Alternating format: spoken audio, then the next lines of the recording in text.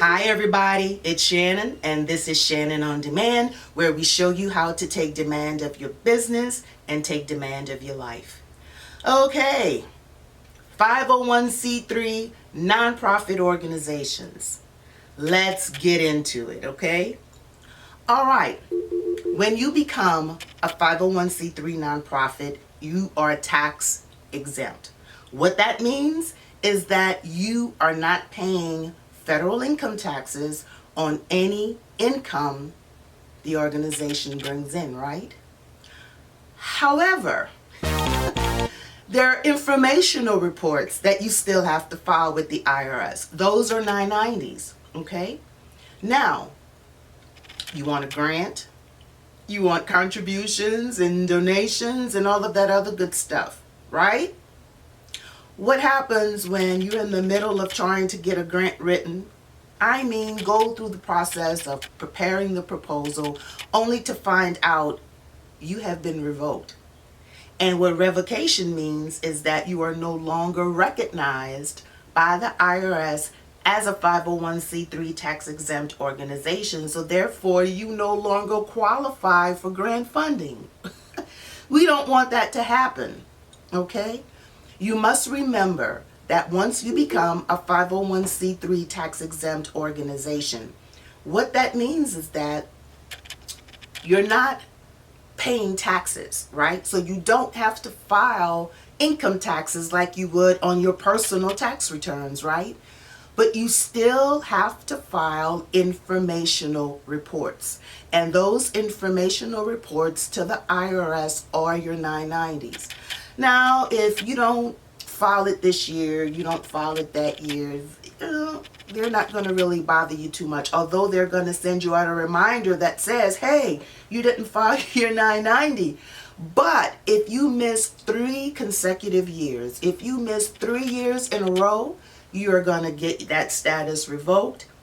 And you have to go through that 501c3 process all over again in order to get it reinstated.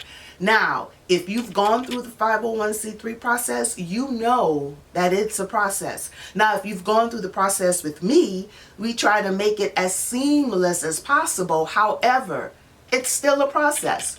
And it's still a process that you have to go through, right? So you don't want to go through the process of having to redo it. You don't want to have to go through trying to get a grant only to find out that you've been revoked. And you don't want to start accepting contributions and donations while your status is revoked, right? Okay. So we're going to talk about the different types of 990s that you should be filing. The 990s that you file are solely dependent upon the amount of income that you've generated. Okay, so that's how you're going to be able to determine which 990s you are to file. The first one is the 990 EPostcard or the 990N. Now, let's just say you didn't bring in any money. You made zilch, nothing. Are you exempt from having to file that 990? Absolutely not. You still have to file regardless if you didn't make any money, okay? So the EPostcard is the simplest form that you can file, but I must warn you, if you are trying to get grant funding, if you're trying to get any other type of funding from any other source, that EPostcard may not necessarily be the way that you want to go. Okay, the EPostcard is also a way to file if you've made less than $50,000 for that year. Okay, so if you're not looking at any other types of funding, then EPostcard is the way to go. Now remember that EPostcard is not breaking down what you've made. So if you've made 0, go for it. But if you did bring in something that was less than $50,000 for that year, you may want to do that 990 EZ, right? Because what the 990 EZ does is it kind of, breaks down the revenue.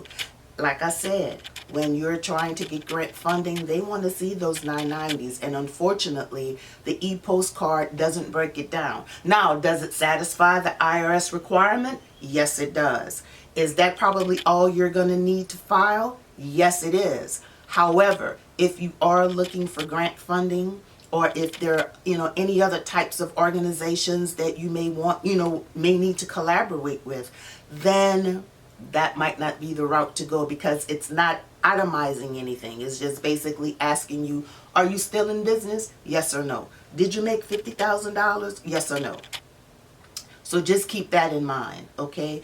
But if you made $0, then let's just do the EPostcard. And if you are not sure of what to do, get a professional that can help you get it done, okay? As we were saying before, the 990 EZ is a good form to use if you are looking for grant funding, or if you know that you're going to have to show some proof of what you've made. But the 990 EZ is definitely the form that you are going to want to do if you've made, say, between that 50,000 and 200,000, or if your total assets were less than 500,000 for that year.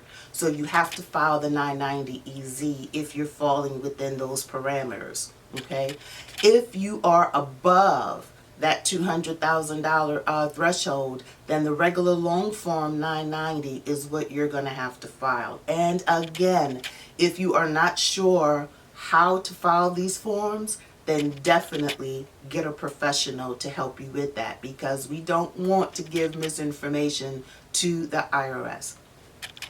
I do want to back up and make sure that it is understood that 501c3 tax exemption exempts you from having to pay federal taxes. But the 990s are just informational reports that you have to file. Churches are exempt from having to do that. But if you are not listed as a church, then you please don't lose your 501c3 status on a mere technicality, such as not filing those 990s for 3 consecutive years. One way that you can make sure that you're not forgetting, don't you have to file taxes every year? If you have a nonprofit organization with 501c3 status, then guess what? That has to be filed every year too. So just remember, if your closing month for your nonprofit is December, then May 15th is the deadline for you to make sure that those 990s are filed. I tell all of the nonprofits that I've assisted, and also the ones that I'm coaching right now, just file it every year. Regardless if you've made any money, file it every year. Now, when you're filing your for-profit, such as your LLC, right?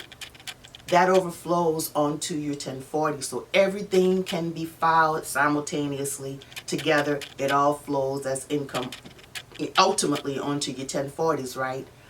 Not with the nonprofits. Those 990s are filed separately, not with your personal taxes.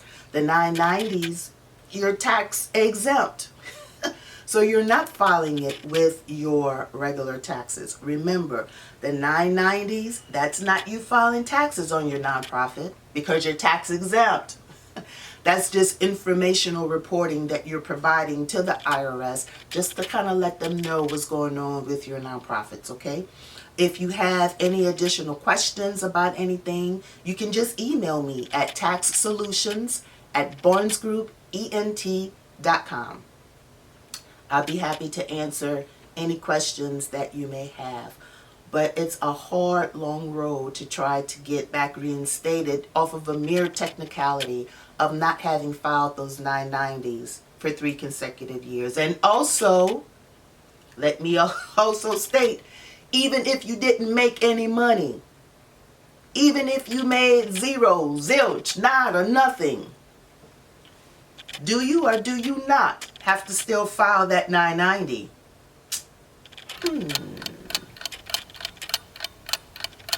Yes or no?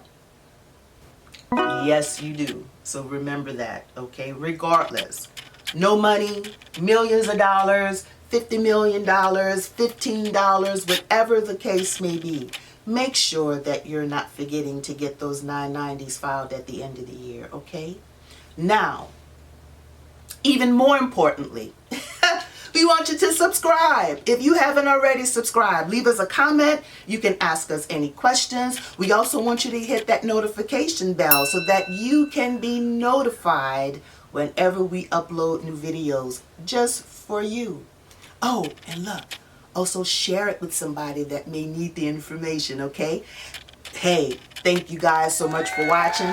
I'm Shannon, and you guys have a blessed rest of your day. I'll see you next time.